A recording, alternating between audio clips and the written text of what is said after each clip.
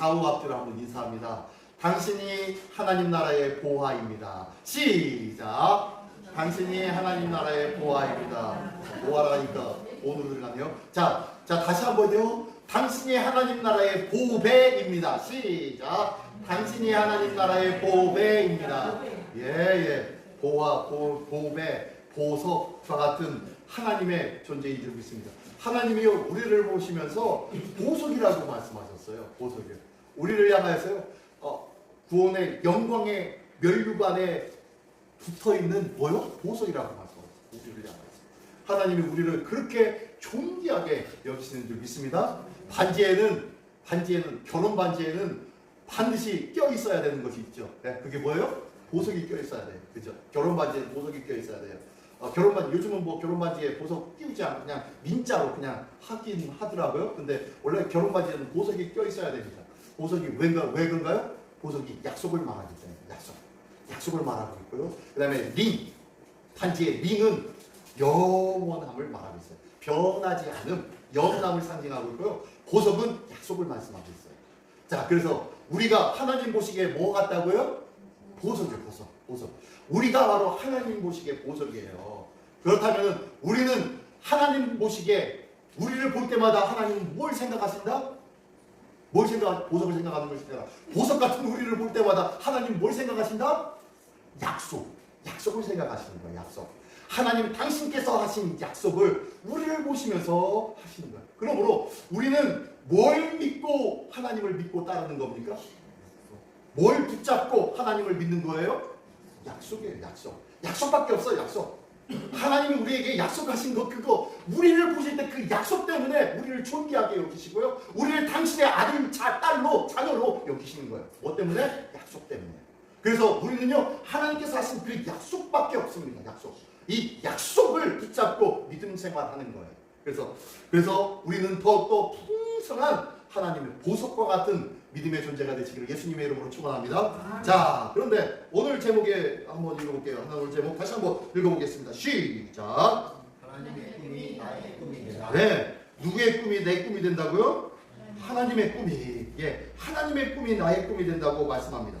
하나님의 꿈이 뭘까요? 하나님의 꿈이 뭘까요? 우리는요, 성경 말씀을 수없이 많이 들었어요. 그죠? 수없이 많이 들으면서 하나님의 꿈을 듣고 하나님의 꿈 이야기도 뿐만 아니라 하나님의 계획하심과 하나님의 바라심과 소망하심을 우리는 알고 있어요. 왜요? 어떻게 해요? 하나님께서 당신의 아들 예수 그리스도를 이 땅에 보내주신 이유만으로도 우리는 알 수 있습니다. 어떻게 해요? 예수님을 이 땅에 보내신 이유가 뭡니까? 그 이유가 뭐죠? 우리를 어떻게 뭘 삼으시려고? 자녀 삼으시려고. 네. 우리를 자녀 삼으시려고. 이게 하나님의 꿈이에요. 하나님의 바람입니다. 믿지 않는 영혼까지, 죽어가는 영혼까지 안타까워하시면서 그 영혼들을 안타까운 눈물을 흘리시면서 그 영혼을 위해서 당신의 아들을 보내주신 거예요. 그래서 당신의 꿈은 모든 인류가 다 하나님의 자녀가 되어지는 것. 그래서 모든 인류가 다 하나님의 그 풍성한 잔치장에서 기쁨과 감사와 찬양으로 영광 돌리며 함께 기쁨을 나누는 것. 이게 바로 하나님의 꿈입니다. 이 귀한 하나님의 꿈도 우리의 꿈이 되시기를 예수님의 이름으로 축원합니다.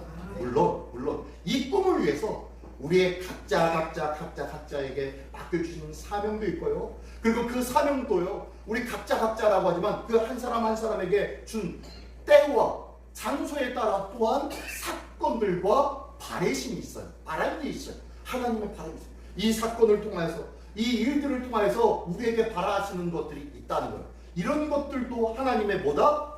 꿈인 거예요. 다시 한번 얘기하면요, 우리에게 사명도 주셨고, 우리에게 은혜 주셨고, 우리의 영생의 선물도 다 주셨어요. 우리에게 다 약속한 대로 다 주셨어요. 그리고 난 다음에도 끝까지 우리를 향해서 기다리고 있는 것이 있는데, 당신이 꿈꾸셨던 것이 우리를 통하여서 그것이 이루어지기를 기다리고 바라고 소원하시는 것이 하나님의 꿈인 줄 믿습니다. 예, 할렐루야. 그 꿈을 오늘 얘기 좀 하자는 거예요. 자, 오늘 꿈. 자, 여러분 꿈을 꾸십니까? 여러분은 꿈을 꾸십니까? 여러분 어떻게 꿈 꾸세요, 잘? 근데 저는 잘 꿈을 안 꿔요. 어쩌다가 한 번쯤 꿈을 꿔요. 이상하게 꿈은 꾼 것 같긴 해요. 밤새도록 사람에 따라서 약 8번 정도 꿈을 꾼다 그래요. 8번 정도 꿈을 꾸는데 저는 하나도 생각 안 납니다. 하나도 생각 안 나, 이상하게. 푹지 않은가 봐요. 하나도 생각하는데 가끔 가다가 꿈이 아주 또렷하게 기억나는 꿈도 있어요. 그때마다 저는 기도하죠. 하나님, 이 꿈이 뭐죠? 평상시에는 저에게 꿈꾼 것 같지만 꿈이 기억나지 않는데 이 꿈은 뭐죠? 라고 기도합니다. 여러분들은 꿈을 꿀 때 어떻게 합니까? 꿈을 꾸고 나면 혹시 해몽책을 꺼내는 거 아니에요? 꿈의 해몽 해가지고 어디에서 돈을 주셨어? 어디에서 누가 나를 몽둥이로 나를 때리는, 그래서 맞는 꿈을 꿨어? 어디에서 똥 밟는 꿈을 꿨어? 어디에서 개한테 물리는 꿈을 꿨어? 어디 가서 돼지가 내 꿈을 팍 안기는 꿈을 꿨어? 뭐 이런 꿈을 꾸잖아요. 그러면서 이거 태몽 아니야? 이거 아니 복권을 사야 되는 거 아니야? 하면서 꿈을 나름대로 해석하기도 하죠. 그죠? 우리도 많이 꿈을 꾸는데 이 꿈은 어디서 올까요? 이 꿈은 어디서 올까요? 우리 마음에 소원들이 있습니다. 소원. 바라고 원하는 것들이 있습니다. 어떤 그 심리학자는 그렇게 얘기해요. 이 꿈은 생각하는 그 사람들의 생활이나 생각들, 그런 생각들의 쓰레기들, 장애물들, 이런 것들이 잠적해 있다가 그런 것들이 무의식 중에 튀어나와서 내 무의식 속에서 그것들이 엉켜져서 빚어내는 것이 꿈이다 라고 얘기합니다. 그러면서 그 꿈 아주 무가치한 거야 라고 하면서 이야기하기도 합니다. 근데 예수 믿는 사람들에게 꿈은 정말로 무가치한 걸까요? 때로는 무가치하게 그냥 잊어버릴 수도 있는 꿈도 있어요. 근데요, 어떤 때는요, 아니 절대 그렇지 않아요. 굉장히 기억해야 되는 꿈도 있습니다. 저는요, 제가 초등학교 1학년 때인가 2학년 때인가 그때 꿈, 예전에 한번 얘기했나요? 저기 학교 큰 운동장 그 뺑뺑이 옛날에 뺑뺑이라고 하죠. 뺑뺑뺑 돌리면서 그 안에 답사 이렇게 지구본처럼 생긴 뺑뺑이. 그 뺑뺑이에서 놀다가 거꾸로 휙 매달려가지고 있었는데 그 철봉 같은 데 매달렸는데 거기서 내 몸에서 뭔가 뚝 떨어졌는데 요만한 금화가 떨어졌어요. 요만한 금화가 73억이라고 딱 써있는. 할렐루야. 그래가지고 그거 지금 껐으면 저기 복권 사러 갔을 텐데 어렸을 때 커가지고 73억 그거 잊혀지지도 않습니다. 그 꿈을 항상 가지고 있어요. 요새처럼 잊혀지지가 않아요. 이상. 왜 그런지 모르겠지만 잊혀지지가 않아요. 예전에는 그 꿈이요 63억이었나? 라고 했는데 나중에 보니까 63억이 아니라 73억이더라고요. 73억. 약간 그 기억에 이렇게 뭐랄까요? 기억이 흔들릴 때도 있지만 아무튼 73억이었던 것 같기도 하고. 아무튼 이만큼 요만한 금화가 떨어져가지고 있었던데 그래가지고 이 꿈이 뭔가 아직 뭐 이렇게 인터넷에 보면 뭐 꿈을 해몽하는 거 뭐 이런 거 찾아보지는 않았습니다. 꿈 해몽집도 찾아보지도 않았습니다. 근데 아무튼 그런 꿈을 꾸면서 저는 이렇게 가슴에 품고 있어요. 73억이 하나님께서 내게 주시는 73억이 뭘까? 절대로 돈은 아닌 것 같고 하나님께서 돈 주실 일은 별로 없을 것 같고 73억이 뭘까? 라고 하면서 늘 이제 궁금해하는데 여러분들에게는 어떤 꿈을 꾸시면서 살고 있습니까? 그리고 내 마음에 소원을 두고 살아가고 있는데 이 소원은 어떤 소원을 가지고 있고 또 이 소원은 어디로부터 시작된 걸까요? 내 바람일까요? 나의 원하는 걸까요? 내가 정말 간절히 원하는 것들이 이런 것들이 나오는 걸까요? 아까에도 꿈 하면은 내가 내 생각 속에 내 기억 속에 내 생활 속에 산적해 있는 기억의 그 조각조각들이 내 안에서 엉키고 설키고 해가지고 꿈으로 튀어나온 거다라는 그런 이야기도 있지만 정말로 그런 걸까요? 내 알게 모르게 내가 바라고 있는 거 소망하는 것들이 꿈으로 어느 날 잠자다가 그냥 툭 튀어나온 걸까요? 이런 마음의 소원과 꿈은 정말로 누가 준 걸까요?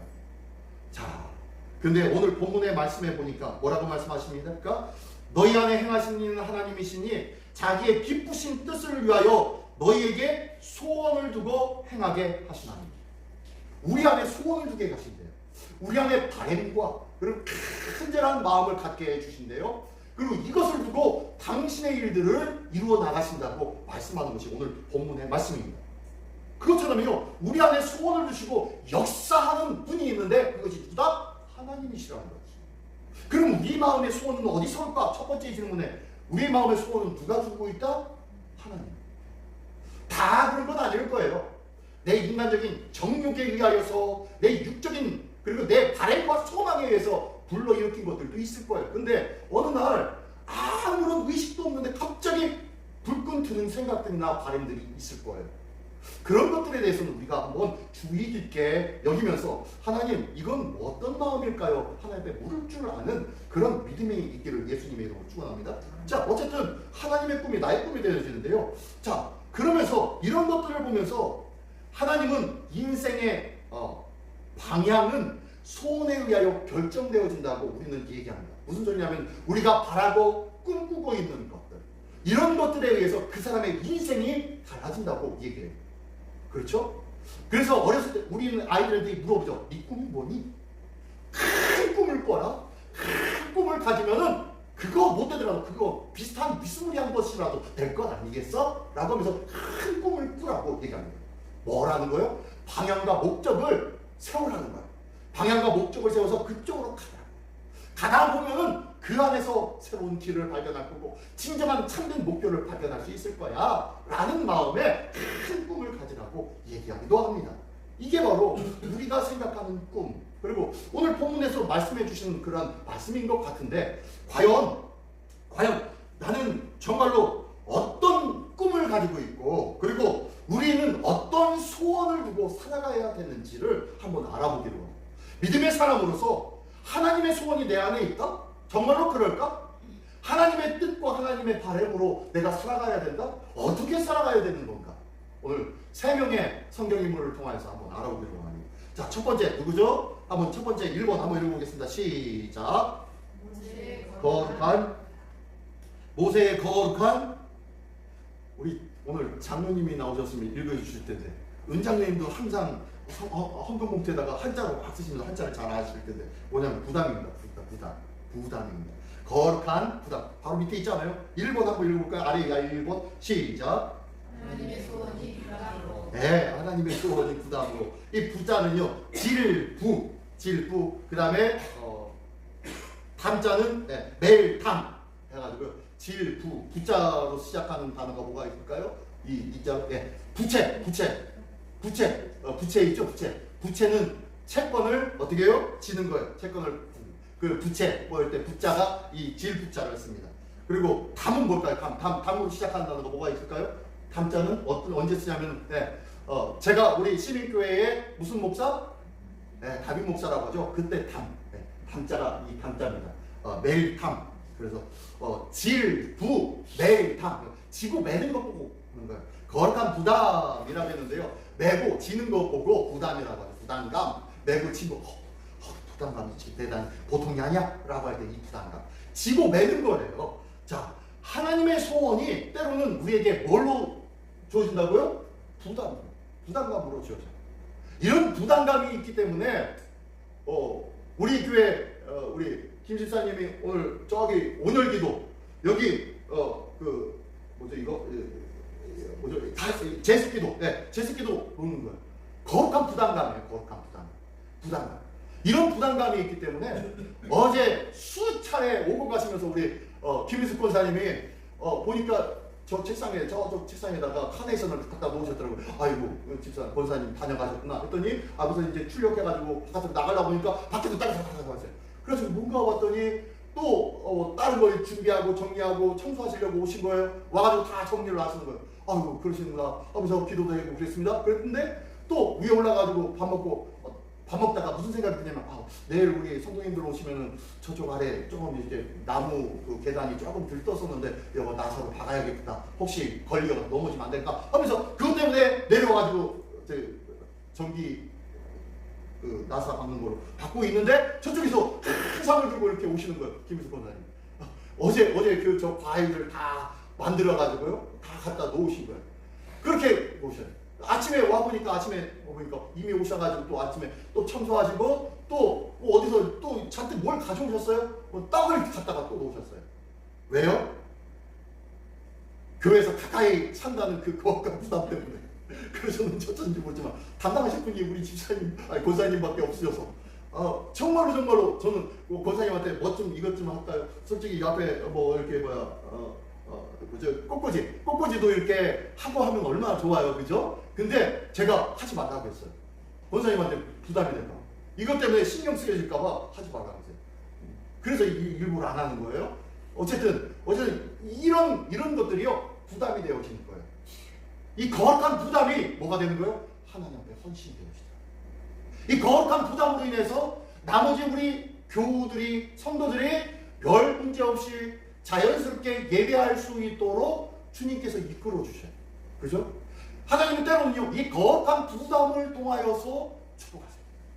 이 거룩한 부담을 통해서 당신의 일들을 이루어 가시면서 합력하여 선을 이루시는 거예요. 그 밖에 우리의 헌신과 그리고 우리의 열심과 기도들들 그리고 그 밖에 우리 각 곳곳에서 알게 모르게 헌신하는 것들이 있지 않습니까? 이 모든 것들이 우리 모두가 다 거룩한 부담인 거예요. 그죠? 이 거룩한 부담 때문에 주님의 몸된 교회를 세워나가는 거예요. 거룩한 부담 때문에 어제도 저도 밥 먹고 내려와가지고 정기로 한 거예요. 그죠? 부담 때문에. 부채감 때문에. 이건 누구를 향한 부채감이에요? 주님을 향한 부채감. 내게 주신 은혜가 크기에 그 은혜에 감사하여서 그 은혜 때문에 감당하는 거예요. 기쁨으로 감당하는 거예요. 당연하게 감당하는 거예요. 하나님은요 이렇게 당연하게 감당하려고 하는 이 모습 속에 하나님께서 역사하시더라고요. 그것을 통해서 일을 이루어 나가시더라고요. 자, 누구예요? 이번에 첫 번째는 누구예요? 누구에게 준 부담이요? 모세에게 거룩한 부담을 주신 거예요. 모세는 어떤 사람이었습니까? 애굽 왕궁에서 자랐습니다. 부귀와 영화를 누릴 수 있었던 사람이었습니다. 근데요 그는 마음 한편에 자기 민족의 고통에 대해서 외면할 수 없는 그런 거룩한 부담이 있었어요. 그러다가 자기 민족이 협박을 당하고 악취당하고 착취를 당하고 그리고 매질을 당하는 그곳에 분노하여서 한 대 퍽 쳤는데 그냥 죽어버렸거든요. 어떻게 합니까? 모든 것을 다 내어버리고 광야로 도망해버렸죠. 자, 이 모세는요 자기가 히브리인이라는 그 이유, 자기가 하나님의 백성이었다는 그 이유, 그런데 현실은 뭐였어요? 애굽의 왕자였어요. 애굽의 왕자를 내팽겨칠 정도로 히브리인들, 하나님의 백성에 대한 거룩한 부담이 있었다는 거예요. 내가 가지고 있는 것들을 집어 던져버릴 정도로 내가 누릴 수 있는 것들을 집어 던져버릴 수 있을 만큼 거룩한 부담을 가지고 있었다는 거예요. 내가 생활하면서 나도 내 나름대로 내 시간을 내 물질을 가지고 내가 이렇게 하고 저렇게 해도 저렇게 이렇게 해서 내 것을 누리고 내 것을 먹고 즐기리라 라고 할 수 있었던 것을 아낌없이 하나님 앞에 드리면서 헌신하는 삶, 이건 뭐예요? 이게 바로 거룩한 부담인 거예요. 이 모세가 그렇게 이 거룩한 부담으로 인하여서 다 되어 던져버리고 광야로 가죠. 40년 동안 광야에서 양치기 생활합니다. 모든 것을 다 버립니다. 자기의 청춘을 다 버려버리고요. 자기의 건강도 다 던져버린 거예요. 이제 80세가 넘어서 이제 뭐 힘도 없고 소망도 없고 꿈도 별로 꿀 것도 없어요. 그냥 있는 대로 살면 돼요. 그런데 모든 것을 다 내어 팽겨친 그에게 하나님이 어느 날 불꽃 가운데 역사하십니다. 그리고 그에게 말씀하시며 사명을 주십니다. 안 됩니다, 못합니다 하였지만 하나님은 그에게 부득불 사명을 던져주십니다. 그리고 그에게 그가 버렸던 그 모든 것 대신 더 큰 위대한 한 민족을 구원으로 인도하는 참된 구원의 통로가 되었다는 것을 기억하십시오.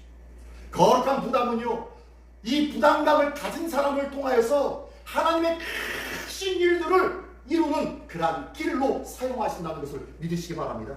이게 바로 하나님의 꿈이고요, 하나님의 일을 하는 방식이에요. 우리에게는 어떤 부담감이 있습니까? 나에게는 어떤 믿음의 부채 같은 그런 부담감을 가지고 있냐는 거예요. 어떤 열망을 가지고 있습니까?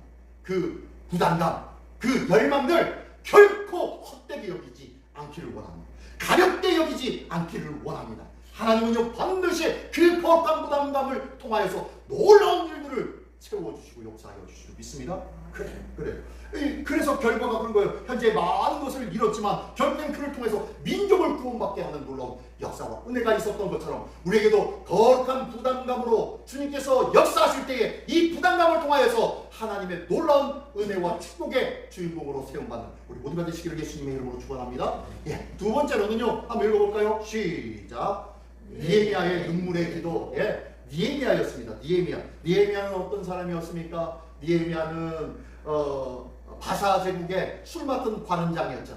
이제 바벨론으로 포로로 끌려갔던 자들이 이제 페르시아 바사의 왕에 의하여 고레스 왕에 의하여서 다시 그들이 노임을 받고 그리고 하나님의 성전 예루살렘 성전이 세워지게 되어집니다. 그런데 그럼에도 불구하고 아직까지도 바사 왕궁에서 일하고 남아 있었던 자가 있었는데 그 사람이 누구냐? 바로 느헤미야였어요.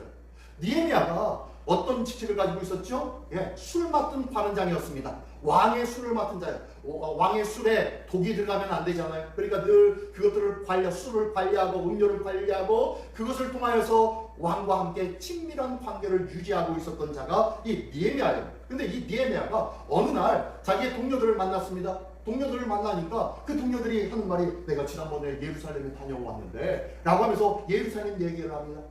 그랬는데 이야기를 듣고 자기들은 가지는 못하지만 그래도 내 고향 나라 모국에 어떠한 일이 있는가 봤더니 그 예루살렘 성전은 세워졌지만 그곳에 성벽이 다 무너져서 여기저기에서 침략하고 여기저기에서 논팽이들이 와가지고 모든 것을 빼앗아가기도 해서 사람들이 예루살렘 성전 안에 근처에 있으려고도 안 하고 다 뿔뿔이 흩어져서 이건 이것도 아니고 저것도 아니고 죽도밥도 아닌 모습이 되었다라는 모습에 가슴 아파합니다. 예루살렘 성전은 세워졌지만 그 성전 중심으로 모든 것이 폐허가 되어버린 예루살렘, 그 도성의 안타까운 소식을 들으면서 그날부터 기도하기 시작합니다. 그날부터 울며 기도합니다. 금식하며 기도합니다. 그리고 난 다음에 약 4개월이 지났어요. 4개월 동안 울며 기도하고 금식하며 기도하니 이 느헤미야의 얼굴이 어땠을까요?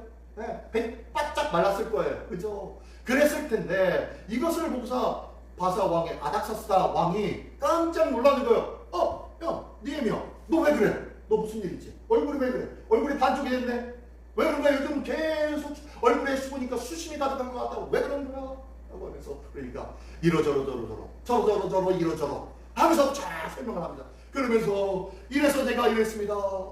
왕이시여, 저에게 시간 좀 내주시지 않겠습니까? 시간 좀 내주셔서 시간 내주시면 저희 고향에 가가지고 무너진 그 성벽을 조금이라도 다시 세울 수 있도록 주님, 왕이시여 좀 도와주십시오 라고 얘기합니다. 그랬더니 그래? 그럼 얼마 정도면 되겠어? 그러니까 여태부터 여태까지 요 기간 정도면 제가 다녀올 수 있을 것 같아요 라고 하니까 그래 알았어, 다녀오도록 해. 그리고 또 필요한 거 없나? 라고 하니까 거기 가면요 성벽을 세려면 이것도 필요하고 저것도 이 목재가 필요하고 저 목재가 필요하고 이 돌도 필요하고 저것도 필요한데 이런 자재가 조금 필요한데 이것 좀 공급받을 수 없을까요?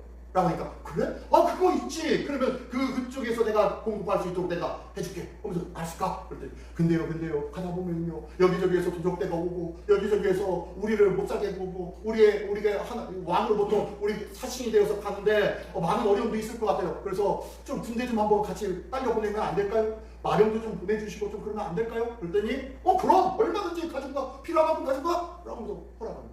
왕이시여, 마지막으로 한 가지 더 부탁하는데요. 가다 보니까요 여기저기 지나가면서 필요한 것들이 있고 또 성벽을 세우다 보면 이러저런 것들이 있는데 또한 그들이 너희들 뭐 하는 거냐, 다른 나라 다른 피지배 국가에서 너희들만 왜 성벽을 쌓느냐, 우리도 성벽을 쌓지 않는데 왜 너희만 쌓느냐 하면 시비를 걸 것 같은데요 그들에게 조서 좀 써서 내려주시면 안 될까요? 라고 하니까 조서까지 거 쓰지 뭐 하면서 다 이 느헤미야가 원하고 바라고 기도했던 것들이 다 이루어지기 시작합니다. 그래서 그가 와서 어떻게 합니까? 모든 것을 다 이루고 52일 만에 성벽을 세웁니다. 자, 처음에 느헤미야는 충격이었어요. 예루살렘 소식에 대해서 충격적이었어요. 근데요, 이걸 위해서 뭐 했다고요? 기도해요. 기도한 거예요. 전심으로 눈물을 흘리며 금식하며 기도하니까 어떻게 합니까? 하나님께서 왕을 통하여 허락해 줍니다. 성벽 건축에 필요한 자재들 모든 자재 공급 줄게, 알아서 군대와 마련 지원해 줄게, 조서까지 거 하면서 다 해줍니다. 그러니까요 힘있게 그는 달려가서 어떻게 합니까? 52일 만에 그 성벽을 다 세워버립니다. 이건 감히 상상도조차 할 수 없는 빠른 시일 내에 성벽이 다 세워진 거예요. 많은 사람들이 놀랍니다. 많은 사람들이 기가 막힙니다.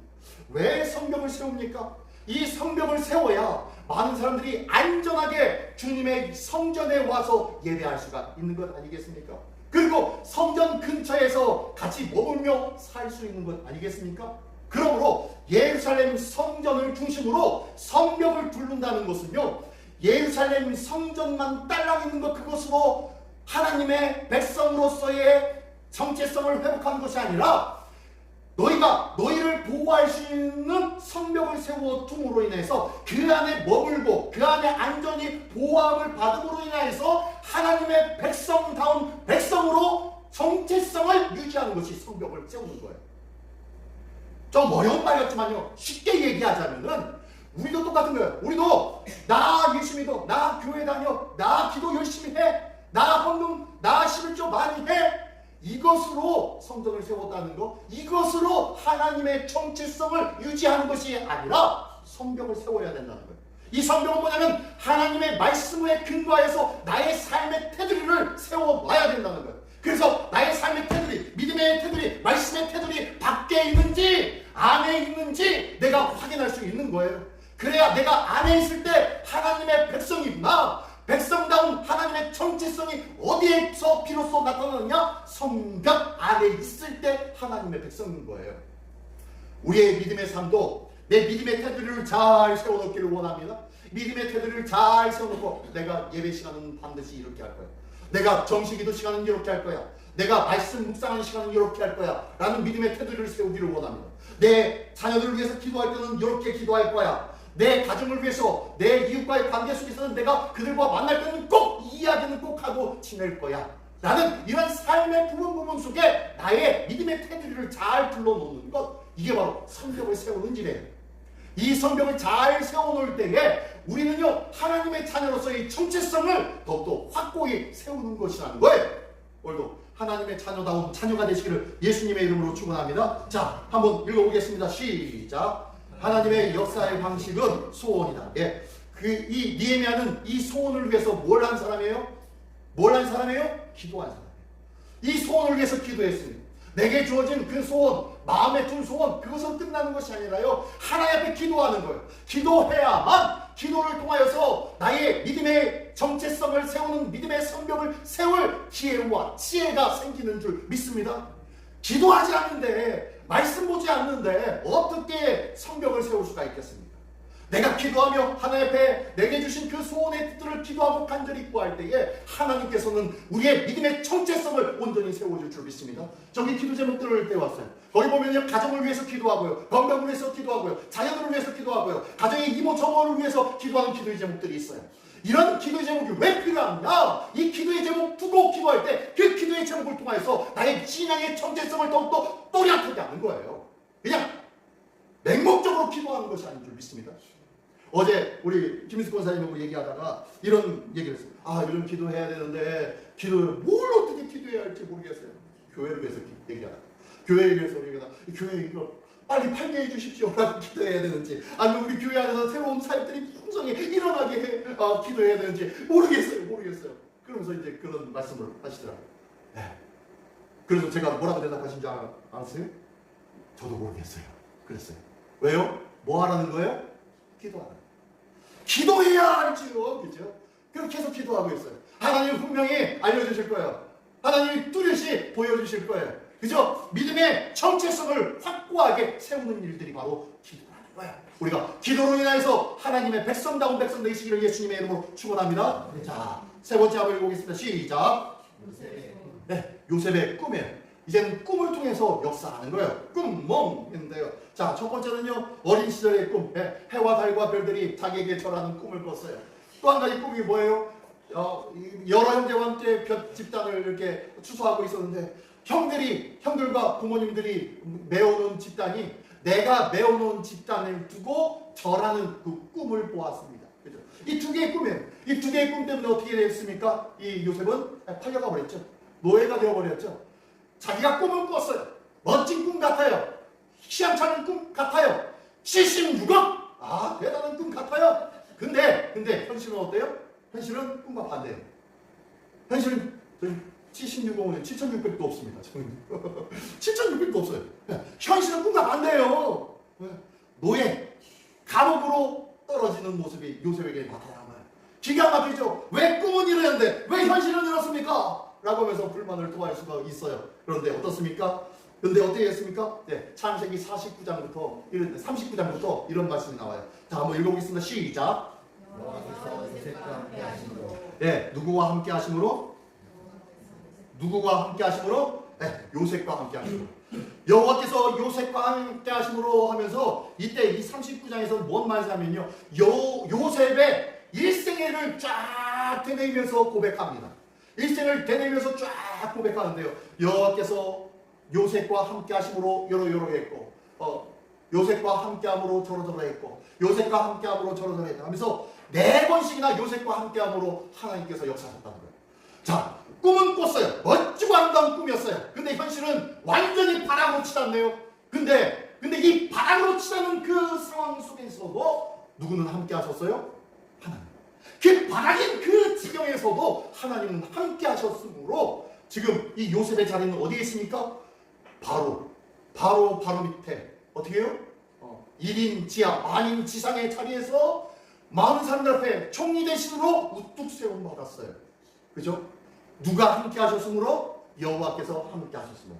하나님이 함께 하신다면요, 이가 감옥에 있었고 노예로 전락했고 감옥에 있었고 별것 아닌 사람처럼 있었지만 그럼에도 불구하고 하나님은요 그의 꿈을 통하여서 하나님께서 반드시 이루어진다는 것을 믿으시기 바랍니다. 그가 꿈꿨는데요, 그가 꿈을 잘 해석해서 꿈의 성취를 받습니다. 그죠? 아무것도 아닌 것이 아닌 거예요. 우리가 꿈꾸는 거든요. 하나님께서 내게 주신 꿈을 붙잡기를 원합니다. 하나님께서 내게 주신 그 꿈을 통하여서 하나님의 놀라운 역사를 경험하시기를 원합니다. 마지막 노란 걸 한번 읽어보겠습니다. 시작. 하나님이 생명을 구원하시려고 나를 당신들보다 먼저 보내었는데, 지금 요셉이 고백하는 거예요. 요셉이. 많은 형들은 이 요셉이 큰일 났다. 이제 우리 아버지 야곱이 죽었으니까, 야곱이 살아있을 때는, 아버지가 살아있을 때는 우리를 그냥 선대해 주었지, 아버지가 돌아가셨으니까 이제 우리를 가만히 내버려 주지 않을 거야 라고 하면서 두려워했습니다. 그랬더니 뭐라고 하냐면, 하나님이 생명을 구원하시라고 나를 당신들보다 먼저 이곳에 보내신 것 아니겠습니까? 라고 45장에서도 빵 뒤에 48장인가 49장에서도 다시 한번 반복하고 있어. 이 말씀을. 하나님은 우리를 꿈을 통해서 앞에 생각하지도 못한 일들을 성취하시길 준비를 하고 계시다는 것을 믿으시기 바랍니다. 나는 어떤 꿈을 꾸고 계십니까? 내 안에서 하나님께서 꿈을 주셨는데 이 꿈은 내 안에서 뭐 하게 된다고요? 한번 읽어보겠습니다. 시작. 네. 하나님이 내 안에 꿈을 주셨으면요, 이 꿈을 통하여서 하나님은 자라나게 하세요. 이 꿈이 결코 그냥 내버려두지 않습니다. 때로는 거룩한 부담이 될 수도 있어요. 때로는요 열심과 전심으로 붙잡고 기도해야 할 기도의 제목이 될 수도 있어요. 그러나 이 꿈은요, 꿈을 통하여서 하나님께서 역사하십니다. 별것 아니라고 많은 사람들이 천대하고 박대하고 아무것도 아니라고 천대했지만, 하나님은 분명히 그 꿈을 키워서 생각하지도 못할 놀라운 일들을 우리에게 보여주시고 선물해 주실 줄 믿으시기 바랍니다.